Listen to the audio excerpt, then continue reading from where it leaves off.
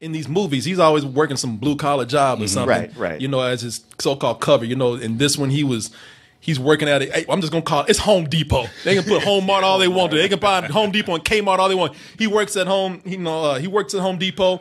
We see him here. He is a Lyft driver. I'm waiting for the third one when he's working for Domino's.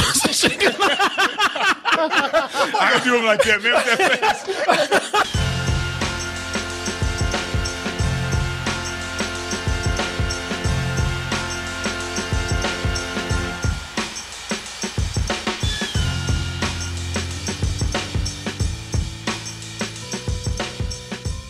Go to doubletoasted.com and you can try that service out 7 days for free. But if you don't like it, you know, it's okay. We got audio for you. Keep that for free. It's okay. You can subscribe many ways. One of the ways I recommend is using the Amazon account. We have an Amazon Pay button for you. Put in the username, the password, press enter. Ooh, Martin already. Martin like, oh shit, the vapors and the toasted goodness all over my body over there. Martin with his jazz fingers right now. Oh Lord. Got another member. The OG Killer Club, man. Them old killers out there. Oh. You know, Liam Neeson, Jackie Chan. Right. And some people even say, you know, John Wick, he can check up in there too. Yeah, Keanu Reeves. He's in his 50s. Yeah, he's in his 50s now. And now you got, you know, ever since Denzel went off on that little white boy in Training Day, That turned his whole career around. his whole career around. They said Fucking everybody. he was. And in that movie, he was a villain, but they said he's so intimidating, so scary that Negro could save the world if you wanted to. One neighborhood at a time. And that's where we have the Equalizer. And this time we got the Equalizer too. Now, the Equalizer is based on an old TV show from the 80s. But with this, they said, no, you know, let's go ahead and make this a franchise. And we can do it because we ain't got just a regular action star. We got a thespian now. We got a dramatic actor, somebody to bring some gravitas to this shit right here. Sure. And it worked the first time, because I tell you, that first Equalizer was stupid as fuck. Well, it was his highest grossing movie he's ever had. Yeah. Is that right? Yeah, Denzel's highest grossing movie. Yeah, he was like this is the first sequel he's done. I think. I think so. Yeah, he was like a super Home Depot guy. You know? No, Home Mart. I'm sorry.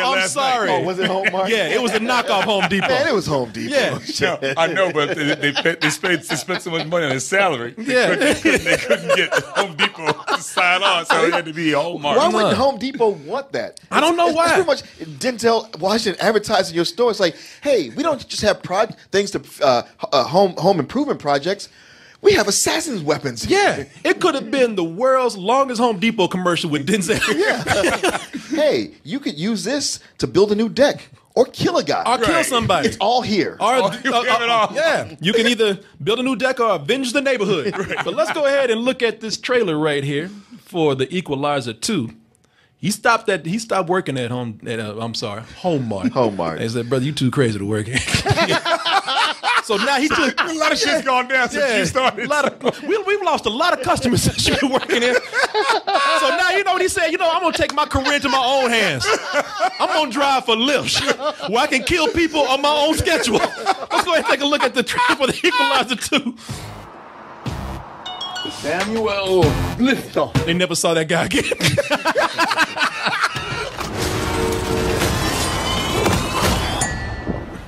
Call 911. Who are you, Jackie Chan? No, Man, I hate that. Jackie Chan will be in the next movie. yeah, they're gonna have a Jackie Chan versus the Equalizer movie. With this, I'm gonna tell you something. You thought the first one was ridiculous. This one, this is really the level where they said, fuck it. They said, you know what? In the first movie, we tried to make him seem just like a guy who just happened to have special skills. You know, and this one they said, nah, fuck it, this time he's a superhero. You know, I mean, he's practically, they even kind of allude to that. Now, I'm not saying this is a comic book movie or anything, but, you know, what he's doing in this movie, these are not a very special set of skills. This is not military training. These are superpowers that he has right now. And when you look at the movie, because they amped up a lot of things. Because with this, you know, he walks into a room and he's able to see the future of how he's going to kick your ass in the next 8 minutes. Well, he did that in the first one. He did that in the first one, but like I said, it's amped up a lot right here. He's learned. Oh yeah, no, you got it down. It's been some years. He's polished his skills. Oh yeah, oh Grew his no, hair back.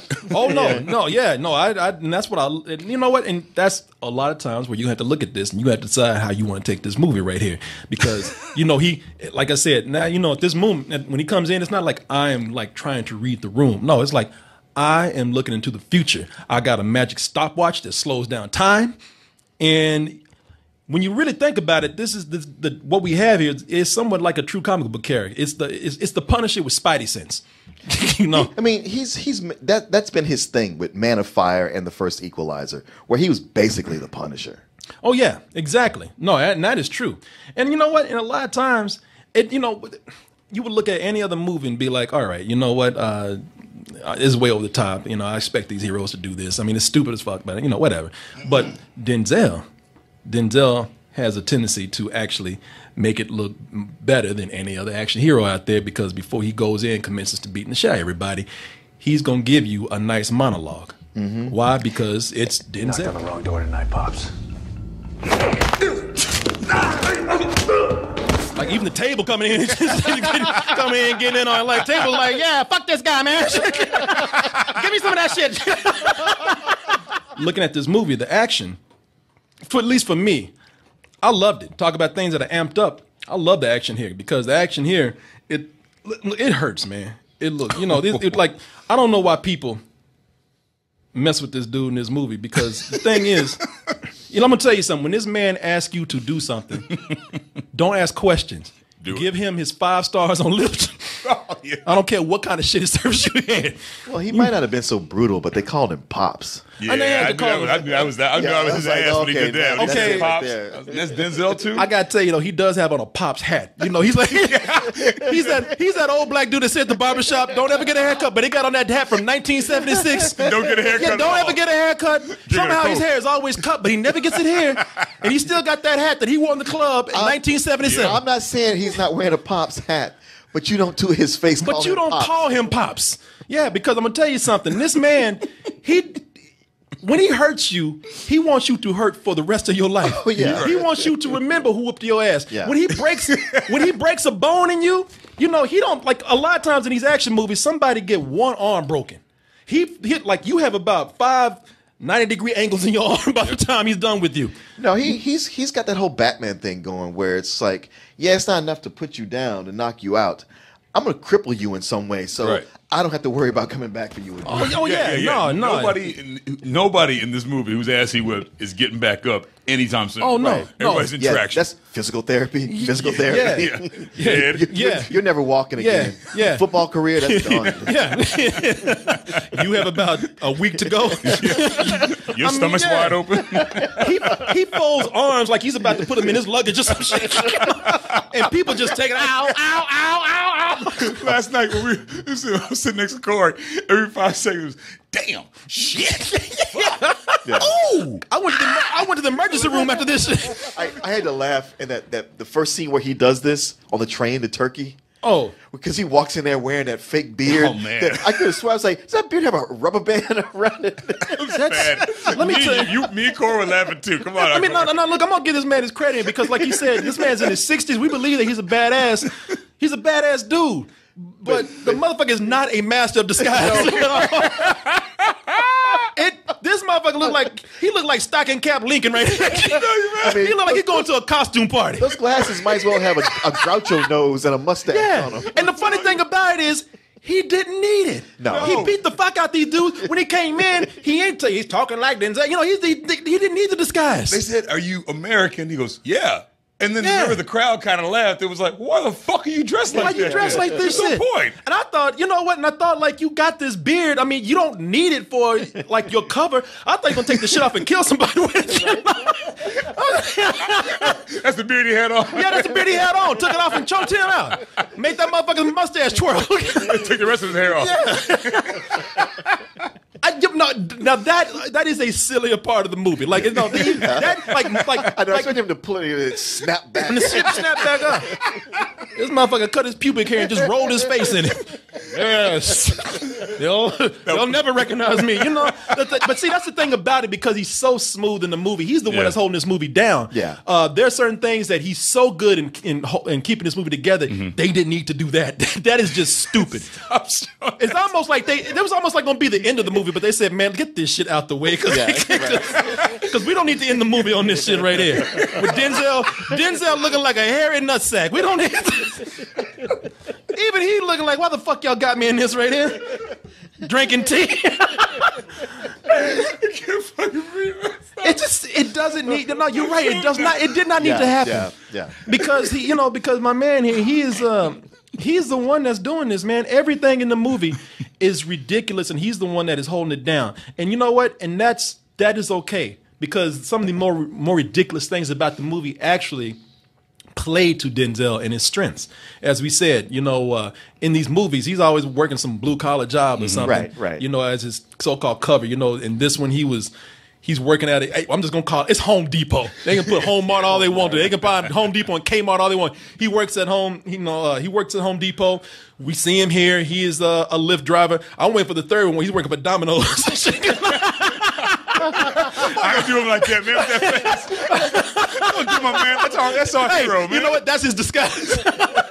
y'all just thought I was retarded. You know what? I wouldn't accept any pizza of him looking like that. I know. These are late good. and they're cold. And Yeah, never mind. nothing. I'm just mentioning know. it. That's how I like them, late and cold. Hey, and make sure I get my 5 stars. They don't give stars on. Okay, yeah, all right. So, whatever you want. Thank you. Stop, man. Don't do my man like that. That's my hero. The thing is, y'all don't know I got Denzel to pose for this. You know what? Just like this, Corey? Yeah. Even he like, this is ridiculous. You know what? That's him with the Golden Globes drunk. Yeah.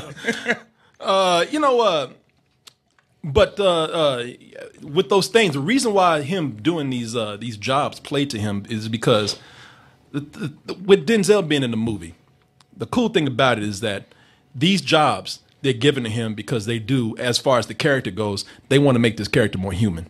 They actually want you to, when they say that they want this character to be low key, they want him to be a guy that goes out and helps the innocent by having a low profile.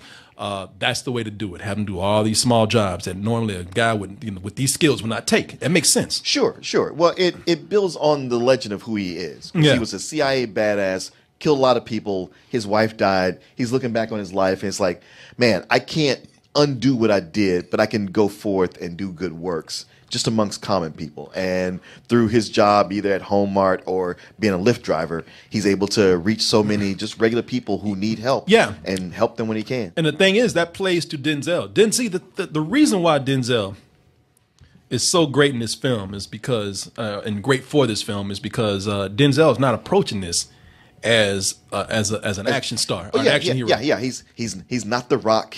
He's not trying to be Mr. Badass. No, if The Rock had played this, The Rock would be. He would be playing more of a character that doesn't seem as sincere when he's being a nice guy. It'd be like, we have to play this up in order for you to feel for him. We have to make The Rock look good. Where Denzel plays, hey, listen, this guy is flawed. He's done shit, but he really has a genuine desire to connect with people. Well, Denzel is also a dramatic actor, right? And he's taking this from the perspective of, I'm not playing this like an action guy. Right, I'm playing this. I'm coming in and I'm taking this role seriously as any other role that I would take. Whether. But I'm also this other stuff. Does keep your attention or holds you to it is Denzel and his relationships with the other people around. Yeah, and see that, and that's what I like about it is that an actor's job, no matter what the role is to sell emotions. Yeah. And in this movie, when he has to be compassionate and help out people, you feel that. I mean, there's even a part in the movie where you might even choke up a little bit.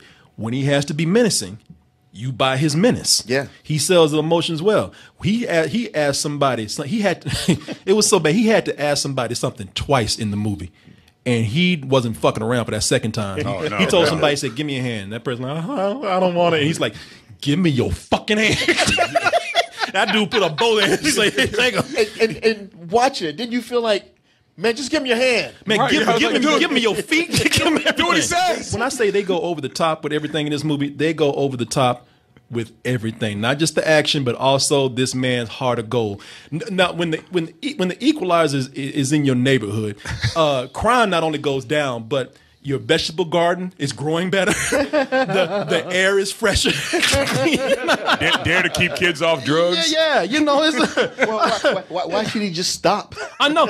Yeah, the buildings are brighter. There's artwork all around. You know, people are going down the street in harmony and they're singing. I mean, really, when you said it's an after-school special, I mean, you were right. Like a lot of the people in the neighborhood, you know, they're drug-free because this thing really does at times turn into, because there's going to be certain points where Denzel, as the Equalizer, he's going to put the guns down and he's going to do a mentorship program, or he's going to pull that PSA right out his ass. You know, I got special talent. Yes, you do. And it takes talent to make money. But it takes brains to keep it, Miles.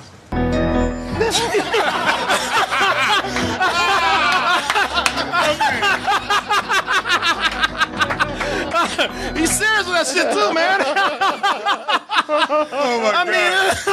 And with that part, At times, this is nothing but a Lifetime movie with guns and car chases. because that part in the projects, when he goes to the projects, that felt like a different movie to me. Well, you know what? You know what I'm talking about? No, you know why it felt the same way to me? Because he's out there, like I said, he's out there like mentoring people. There are points where he turns into the neighborhood black daddy on people. Shit. Let's go, Miles. Sit down. Shit. Sit down. Sit down. Who the fuck is this nigga? Somebody's like, that's Denzel, man. Let's go, Miles. Where you going, man? That's my daddy, y'all. He's like, yo, that was Denzel. Shit. I didn't know he was in town.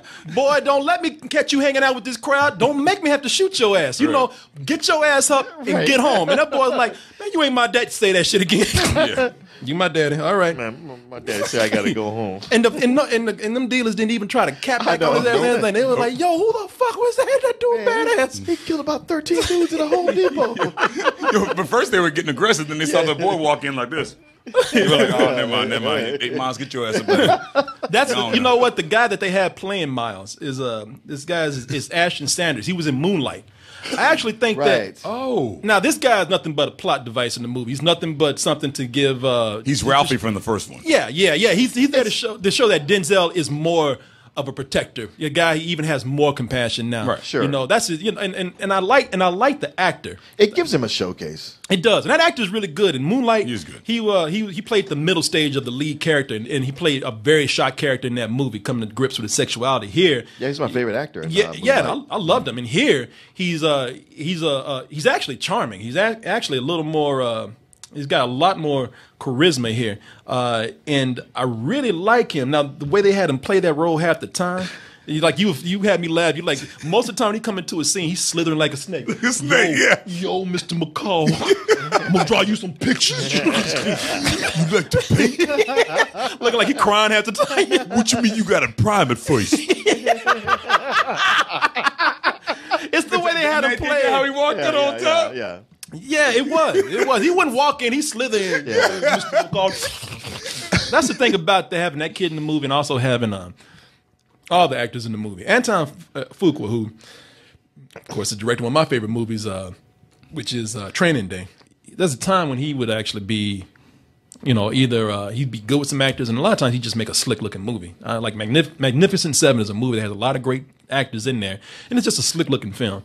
But when he comes in with some good actors, he can lift the material above what it really is. And with this one, I think that's what like you said, Martin, this ain't nothing new. This ain't nothing big. This ain't nothing that, you know, this is nothing we haven't seen before. I mean, and to the point that I think this really does its job well of being the crowd pleasing movie that everybody who liked the first one likes, and has the good acting to where it's like, all right, you know what, you're pulling me in this, and it's raising it above what this plot is. Right, the extra materials. Yeah. But by the time you get to the third act, it's just about the plot. And that's where it's like, okay, well now we're doing all. And that's too bad because it's too bad. there's a lot. When I say he's working well with actors, I mean he's working well with a lot of actors. He's working, with everybody. You know, it's Denzel's movie, but everybody keeps up with the lead guy here, which is Denzel.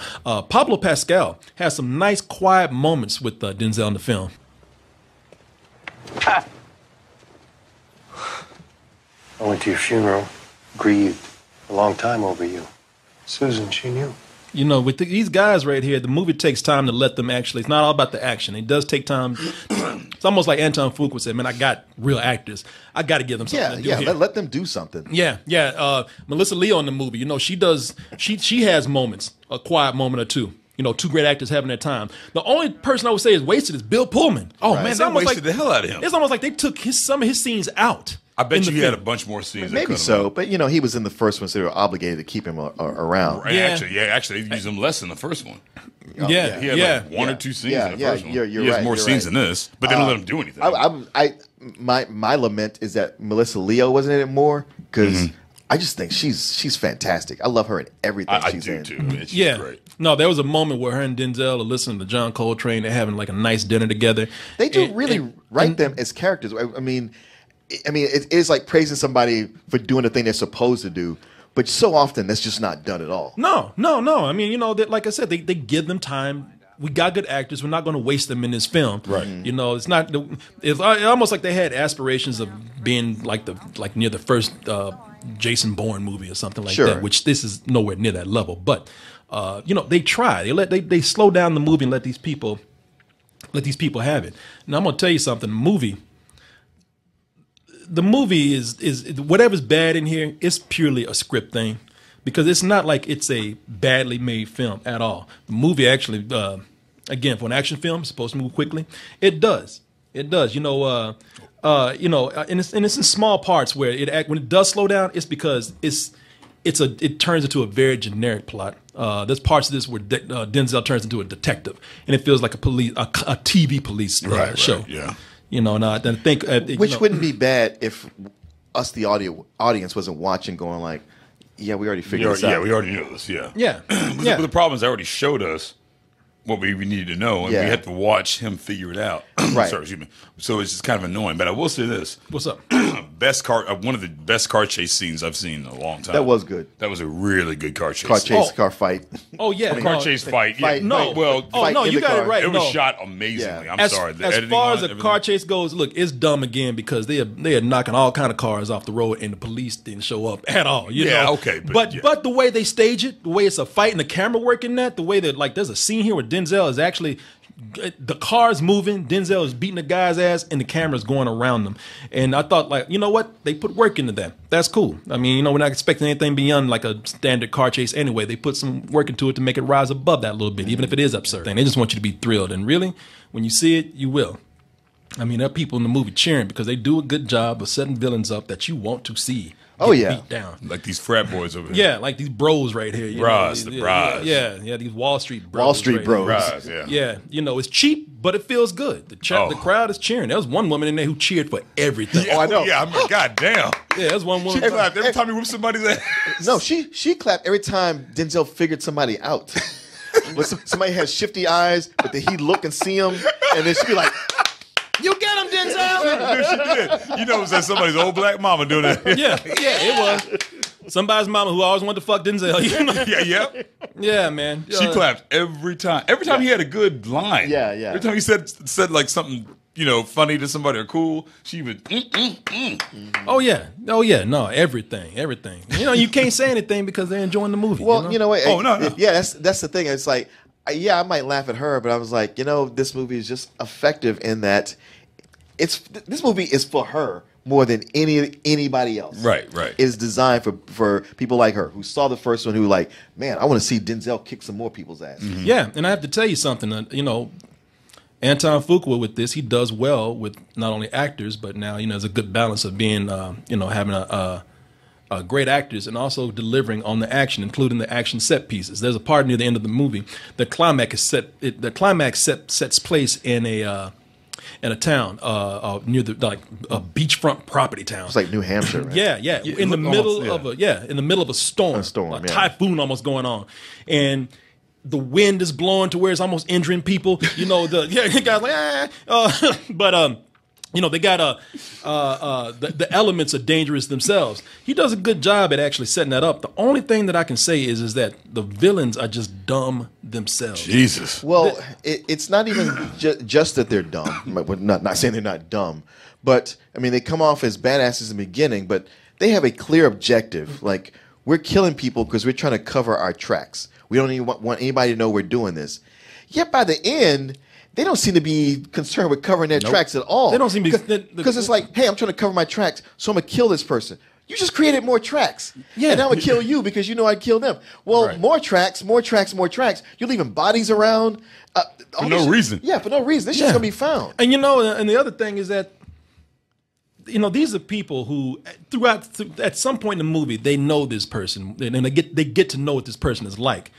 And they know that. What did we tell you earlier? We said this man gets a hold of objects, it's done. Right. So he Any object. Yeah. So he uses a whole empty town to his benefit That he knows. Yeah. And you know the thing he used to live in. and he Right. yeah, it's his element, and he tells them to come. You come to me. It's almost like spiders like flies want to kill a spider, and they just fly into his web. You know, Right.